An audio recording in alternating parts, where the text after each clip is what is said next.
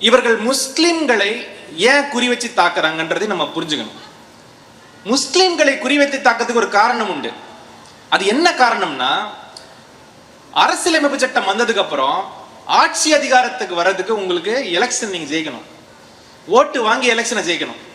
அப்ப ஓட்டு வாங்கி எலெக்ஷனை ஜெயிக்கணும்னா என்ன பண்ணணும்? வழக்கமா இப்போ நீங்க அபார்ட்மெண்ட்ல இருந்திருப்பீங்க, அதுல எலெக்ஷன் நடக்கும். இந்த நம்மளுடைய அசோசியேஷன்ல கூட எலெக்ஷன் நடக்கும். இப்ப 2 பேர் போட்டி போடுறாங்கன்னு வச்சுக்கோமே, 100 பேர் ஓட்டு போடுறாங்க, 100 பேர் இருக்காங்க, 2 பேர் போட்டி போடுறாங்க. இப்ப 2 பேர் போய் என்ன பண்ணுவாங்க, அந்த 100 பேர்கிட்டயும் போய் என்ன சொல்லுவாங்க, நாங்க நல்லது பண்றோங்க, எனக்கு நீங்க ஓட்டு போடுங்க அப்படின்னு பேசுவாங்க. அப்படி பேசினா என்ன ஆகும்னா, 50 பேர் எனக்கு போடுவாங்க, 50 பேர் அவங்களுக்கு போடுவாங்க. அப்போ நான் ஜெயிக்கிறது உறுதி கிடையாது, கண்டிப்பாக நான் ஜெயிப்பேன்னு சொல்ல முடியாது. இதுக்கு இன்னொரு ஃபார்முலா இருக்கு. அந்த ஃபார்முலா என்ன பண்ணுவாங்கன்னா, 20 பேர்கிட்ட போவே மாட்டாங்க, 80 பேர்கிட்ட போவாங்க, 20 பேர் தனியா வச்சிருவாங்க. இந்த 80 பேர்கிட்ட போயிட்டு என்ன சொல்லுவாங்கன்னா, ஒரு கதையை சொல்லுவாங்க. என்ன கதை?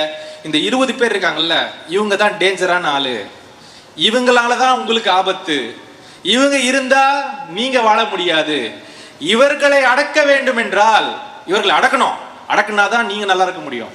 அப்ப இவர்களை நீங்கள் அடக்க வேண்டும் என்றால் என்ன நீங்க தேர்ந்தெடுங்க அப்படின்னு ஒரு ஃபார்முலா. அப்போ அந்த 80 பேரை நான் நல்லா கதை சொல்லி பயமுறுத்தினேன்னா, அப்ப எனக்கு 50 ஓட்டு வருமா வராதா? கண்டிப்பா. நல்லா கதை சொன்னா 60 ஓட்டு கூட வரும். அருமையான கதையை சொன்னா 70 ஓட்டு வரும். செம்ம ரஜினிகாந்த் படம் மாதிரி ஒரு கதையை சொன்னா 80 ஓட்டு எனக்கு வரும். ஏன்னா ஜனங்க பயத்துல போடுவாங்க. அப்போ எலெக்ஷனை ஜெயிக்கணும்னா அவங்களுக்கு என்ன தேவை? ஒரு 80 ஒரு 20 தேவை. இதுதான் அமித்ஷா அடிக்கடி 80-20 பாலிடிக்ஸ் 80-20 பாலிடிக்ஸ் சொல்வார். நல்லா ஞாபகம் வச்சு பாருங்க. இந்த ரத யாத்திரை எப்போ அத்வானி எப்போ உருவாக்குனாருன்னா, மண்டல் கமிஷன்ல நம்மளுடைய பிற்படுத்தப்பட்டவர்களுக்கு ரிசர்வேஷன் வேணும்ன்ற பெரிய போராட்டம் வெடிக்குது. தமிழ்நாட்டில் ரொம்ப நாளைக்கு அது இருக்கு, ஆனா அதுக்கு முன்னாடி வடநாடுகள்ல அந்த போராட்டம் வெடிக்குது. அந்த போராட்டம் வெடிக்கும் பொழுது இந்து சமுதாயத்துக்குள் சமத்துவத்துக்கான ஒரு போராட்டமும் வெடிக்குது. அந்த போராட்டத்தின் போதுதான் அதை பொறுத்து கொள்ள முடியாமல் எப்படியாவது அரசியலா நம்ம முன்னாடி போகணும்ன்ற காரணத்துக்காக தான் அத்வானி ரத யாத்திரம் போறாரு. அதுக்கப்புறம் போனதுதான் இந்த அயோத்தியா விஷயங்கள் எல்லாமே. இதுல நான் என்ன சொல்ல விரும்புறேன்னா, இவர்கள் முஸ்லிம்களின் எதிரிகள், ஆமா, ஆனால் அதை விட சமத்துவத்தின் எதிரிகள், இந்திய அரசியல் அமைப்பு சட்டத்தின் எதிரிகள், இந்தியாவின் எதிரிகள். இப்படிதான் நீங்க பார்க்கணும். நான் அப்படிதான் பார்க்கிறேன். எனக்கு சின்ன வயசுல என்ன சொல்லி கொடுத்தாங்கன்னா, எனக்கு உடம்பு சரியில்லாம போயிடுச்சுன்னா எங்க அம்மா என்ன பண்ணுவாங்க, கோயில்ல போய் ஒரு அர்ச்சனை பண்ணுவாங்க. என் பையனுக்கு உடம்பு சரியில்லை, அப்பவும் சரியா போலன்னா அங்க பக்கத்துல சர்ச் இருக்கு, சர்ச்சில் போய் ஃபாதர் கிட்ட சொல்லுவாங்க, என் பையனுக்கு கொஞ்சம் ப்ரேயர் பண்ணிக்கோங்க ஃபாதர் அப்படின்னுவாங்க. அப்பவும் சரியா இல்லைன்னா பக்கத்துல இருக்க தர்கால போய் மந்திரிச்சு கட்டுவாங்க. இப்படிதான் நான் வளர்ந்தேன், இப்படிதான் இங்க இருக்கவங்க எல்லாருமே வளர்ந்துருப்பீங்க. நம்ம தமிழ்நாடு அப்படிதான். அப்படிப்பட்ட ஒரு பார்வையிலிருந்து நம்ம வரும் பொழுது நமக்கு ரொம்ப கிளியரா தெரியுற விஷயம், RSS சொல்ற கதைகள் அவர்கள் உண்மையால யாருடைய எதிரிகள் கேட்டா, இந்து சமுதாயத்தில் அவங்களுடைய அந்த ஆதிக்கத்தை தாண்டி இந்த 50 வருஷமா மேல வந்திருக்கோம்ல, எங்களை மாதிரி ஆட்கள், நாங்க தான் உண்மையான எதிரிகள். அதனால முதலில் இவர்களை நம்ம எதிர்கொள்ளும் பொழுது இவர்களுக்கு என்ன தேவை? இந்துக்களையும் முஸ்லிம்களையும் சண்டை போட விடணும்ன்றது அவங்களுடைய தேவை. அதனால அவங்க போடுற பால் எல்லாம் பாத்தீங்கன்னா அப்படிதான் இருக்கும். ஈஸியா இந்துவும் முஸ்லிமும் அடிச்சுக்கிற மாதிரி ஒரு பாலை போடுவாங்க. என்னைக்குமே அந்த சூழ்ச்சிக்குள்ள நம்ம மாட்டிக்கவே கூடாது. இந்த வக்ஃப் சட்டம் கண்டிப்பாக இது அந்த மாதிரி ஒரு பால் தான். எல்லாம் நாங்க என்ன எதிர்பார்த்தோம்னா, பொது சிவில் சட்டத்தை கொண்டு வருவாங்கன்னு எதிர்பார்த்தோம். ஆனா அவங்க பொது சிவில் சட்டத்தை இன்னொரு நாளுக்கு வச்சிருக்காங்க. நான் எதுக்கு சொல்ல வரேன்னா, இது இந்த வருஷத்தோட முடியாது, வக்ஃப் சட்டத்தோட முடியாது. அடுத்த வருஷம் அவங்க பொது சிவில் சட்டத்தை கொண்டு வர போறாங்க. அதை எதிர்த்து நாம் போராடித்தான் ஆக வேண்டும். ஆனால் இவர்கள் ஒரு தடவை அவங்க போடுற விஷயங்கள்ல இவர்களுடைய சூழ்ச்சியில் மாட்டிக்கொள்ளாமல், இதை இந்து முஸ்லிம் என்று ஒருபோதும் பாராமல், இதை இந்தியாவிற்கும் இந்தியாவை நம்பாத துரோகிகளுக்கும் நடக்கும் சண்டைன்னு தான் நம்ம பார்க்கணும். அப்படிதான் நம்ம பேசணும், எல்லா இடத்துலயும் அப்படி பேசணும். RSS உறக்க நீங்கள் இந்தியாவின் துரோகிகள், இந்தியா எனும் சிந்தனைக்கான தேச துரோகிகள் என்று நீங்கள் உறக்க எல்லா மேடையிலையும் நீங்க சொல்லலாம். அதுல எந்த மாற்று கருத்தும் கிடையாது. அதாவது இன்னைக்கு இவர்களுடைய பெரிய பிரச்சனையே என்னன்னா, இந்த பாசிசம் அப்படின்னு சொல்றோம். இந்த பாசிசம்னால இந்த 80-20 பாலிடிக்ஸ் பண்றதுதான். மக்களை மக்களின் மீது திருப்பி அதில் அரசியல் ஆதாயம் தேடுவது தான் பாசிசம். ஹிட்லர் அந்த காலத்துல பண்ண விஷயம், இவங்க இந்த காலத்துல பண்ற விஷயம். இன்னைக்கு வக்ஃப் ஆக்டை பொறுத்த வரைக்கும் இன்னைக்கு கோர்ட்டுக்கு வந்திருக்குது. கோர்ட் பல கேள்விகள் கேட்கறாங்க. ஆனா எனக்கு கோர்ட் மேலாம் இன்னைக்கு அவ்வளவு நம்பிக்கை எல்லாம் கிடையாது. ஏன்னா இன்னைக்கு அதையும் ஆட்கொள்ளும் ஒரு சிஸ்டம் உருவாக்கிட்டாங்க. நடக்கட்டும், அது நடக்கும். வக்ஃப் ஆக்டை பொறுத்த வரைக்கும் இதுல நடக்க போற விஷயங்களில் நாம் இன்னும் தெளிவாக இருக்க வேண்டும். ஏன்னா என்ஆர்சிசியாவது நம்ம சென்ட்ரல் கவர்மெண்ட் எதிர்த்து போராடணும், பெரிய போராட்டங்கள் நடத்தணும். எனக்கு தெரிஞ்சு இந்தியாவில் நடந்த ஒரு பெரிய போராட்டம், ஒரு சக்சஸ்ஃபுல் போராட்டம்னா அது என்ஆர்சிசிஏ போராட்டம் தான். அதில் நான் முழுமையாக ஈடுபட்டதுன்னா அதை நான் சொல்றேன். ஆனால் வக்ஃபை பொறுத்த வரைக்கும் ஒரு ஊர்லயும் கலகத்தை உண்டு பண்ணுவாங்க. ஒரு ஊர்லயும் ஒரு பள்ளிவாசல கைய வைக்கலாம், ஒரு ஊர்லயும் ஒரு வக்ஃப் சொத்துல கைய வைக்கலாம். இதை எல்லாம் தெளிவாக ஒற்றுமையாக நாம் அணுகினால் மட்டுமே இந்த வக்ஃப் ஆக்ட் செய்ய போற விஷயங்களை நாம் சரி செய்ய முடியும். அதனால இன்னைக்கு ரொம்ப இந்த முட்டாள்தனத்தினால் ஏற்படும் பிரச்சனைகளை எதிர்கொள்வதற்கு நம்ம ரொம்ப அட்வான்ஸா இருக்கணும். நம்ம ரியாக்டிவா இருக்கவே முடியாது. நம்ம இனிமே ப்ரோஆக்டிவா இருந்தாகணும். ஆனா அந்த ப்ரோஆக்டிவ்னஸ் என்னைக்குமே வன்முறை நோக்கி செல்லக்கூடாது. இதுல நம்ம ரொம்ப கேர்ஃபுல்லா இருக்கணும். அவங்க எதிர்பார்க்கிற விஷயம் என்னன்னா, இவ்வளோ விஷயங்கள்லாம் பண்ணி எங்கேயாவது ஒரு வன்முறை வெடிச்சிடாதா அப்படின்றது அவங்களோட. ஒரு வன்முறை வந்து விட்டால் அவர்கள் அரசியல் இன்னும் 100 வருஷத்துக்கு உட்கார்ந்துரும்.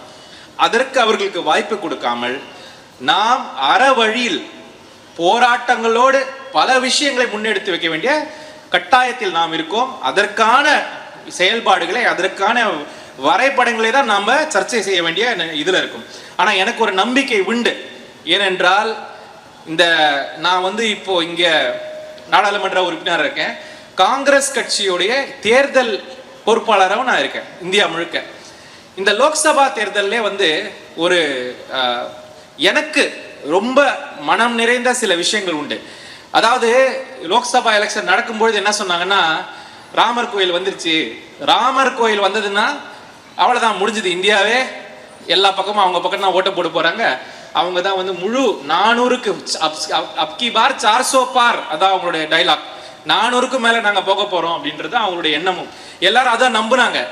ஆனா கடைசியில பார்த்தா அந்த ராமர் கோயில் அயோத்தியிலேயே தோத்தாங்க. அப்போ இந்த நாட்டில் இந்தியா எனும் சிந்தனையை நம்பும் மக்கள் இன்னும் நிறைய பேர் இருக்காங்க. நிறைய பேர்ல மெஜாரிட்டி அவங்க தான். இவர்களை எல்லாம் ஒன்று திரட்டும் கூட்டங்களை தான் நம்ம அமைக்க வேண்டுமே தவிர, இவர்கள் போடும் பாலுக்கு நம்மளும் ஆடிக்கிட்டே இருந்தோம்னா நீட்டா அவங்க டிராப்ல நம்ம போய் மாட்டிப்போம். இதுவரைக்கும் மாட்டல, 10 வருஷத்துல நம்மளுடைய சமுதாயம் இதுல மாட்டல, இனிமேலும் மாட்டக்கூடாது என்பது என்னுடைய பணிவான வேண்டுகோள். சரி, அப்படி எதிர்க்கிறதுனா இவங்களை எப்படி எதிர்க்கிறது? ரொம்ப சிம்பிளான விஷயம். நாம் நம்முடைய ஒற்றுமையை என்றும் விடக்கூடாது. இவர்களை எதிர்க்கும் பொழுது இவங்களுக்கு ரொம்ப நான் அவங்கள நேரா பார்த்துருக்கேன். நீங்க சண்டை போட்டீங்கன்னா அவங்க பேசிக்கிட்டே இருப்பாங்க. இப்போ நீங்க ஒரு விஷயத்தை ஆர்கியூ பண்றீங்கன்னு வச்சுக்கோங்களேன், அவங்களும் ஆர்கியூ பண்ணுவாங்க. எவ்வளவு ஆர்கியூ பண்ணாலும் பண்ணுவானுங்க. நமக்கே தோணும், இவ்வளவு முட்டாள்களா இருக்கிறாங்களே, எவ்வளவு சொன்னாலும் புரியலையே அப்படின்னு நமக்கே தோணும். ஆனா ஏதாவது ஒரு பொது இடங்களில் நம்ம அப்படியே ஒற்றுமையா இருந்துட்டோம்னு வச்சுக்கோங்களேன், நம்ம ஒற்றுமையும் சகோதரத்துவத்தையும் பார்த்தால் மட்டுமே அவங்களுக்கு உடம்பெல்லாம் அப்படி எரியும். அதை நான் பார்த்துருக்கேன். அப்போ அவங்களை நீ வெறுப்பேற்றணும்னா நாம் நம் ஒற்றுமையையும் நம் சகோதரத்துவத்தையும் நிறைய மேல தூக்கி காட்டணும். அதுதான் நம்ம செய்ய வேண்டிய முக்கியமான வேலை. ஆர்எஸ்எஸ் காரர்களுக்கு ஏற்றுக்கொள்ள முடியாத ஒரு விஷயம் என்னன்னா, மக்கள் ஒற்றுமையாக இருப்பது, இந்து சமுதாயத்திற்குள் சமத்துவத்தை பாபா சாஹிப் அம்பேத்கரின் வழியில் கேட்பது. நான் திருப்பி சொல்றேன், இவர்களுடைய முக்கியமான இலக்கு முஸ்லிம்கள் ஒரு பக்கம், அது பொலிட்டிக்கல் கெயின், எலெக்ஷனை ஜெயிக்கிறதுக்காக அது பண்ற ஒரு யுக்தியாக இருந்தாலும் அவர்களுடைய உண்மையான இலக்கு இந்து சமுதாயத்திற்குள் இந்த 50 ஆண்டுகள்ல மரியாதையோடு சட்டை போட்டு, நான்லாம் இப்போ 50 வருஷத்துல சட்டையே போட்டோம், அதுக்கு முன்னாடி சட்டை போடுற உரிமை கிடையாது. அப்படிப்பட்ட 50 வருஷத்துல இந்த உரிமைகளோடு வந்த எங்களை தான் அவங்க எதிரிகளாக பார்க்கிறார்கள், எங்களை தான் அவங்க அமுக்க பார்க்கிறார்கள், எங்களுடைய அரசியலமைப்பு சட்டத்தை தான் அவர்கள் எடுக்க பார்க்கிறார்கள். அதனால இந்த சண்டை முஸ்லிம்களோடு தலித்துகளும் பிற்படுத்தப்பட்டவர்களும் இந்த இந்து சமுதாயத்திற்கும் எல்லாம் இந்த 50 வருஷத்துல மரியாதையோடு வாழ்ந்து கொண்டிருக்கும் எல்லோருடைய சண்டையும் கூட. இது என்னுடைய இந்து சமுதாய நண்பர்களுக்கு இந்த மேடையின் மூலமாக நான் சொல்லிக் கொள்ள போக ஒரு விஷயம்.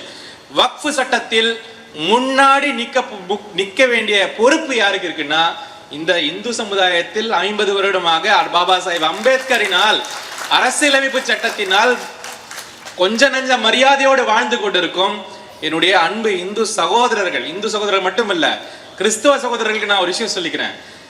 ஆக்சுவலா ப்ராப்பர்ட்டி வச்சு டார்கெட் பண்ணா முதல்ல டார்கெட் பண்ண வேண்டியது, முதல்ல இவங்க டார்கெட் பண்ண நினைக்கிறது யாருன்னு கேட்டீங்கன்னா கிறிஸ்துவ சமுதாயம் தான்.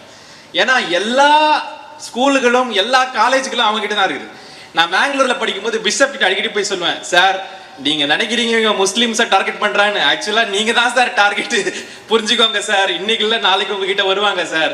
இன்னைக்கு வந்து வக்ஃபு சட்டம்னு போடும்போது நாளைக்கு கிறிஸ்துவ மைனாரிட்டி இன்ஸ்டிடியூஷன் எல்லாம் அரசுடைமையாக்கப்படும் ஒரு சட்டம் போட்டா என்ன சார் பண்ணுவீங்க, நீங்க எங்க சார் போவீங்க அப்படின்னு நான் கேட்பேன்.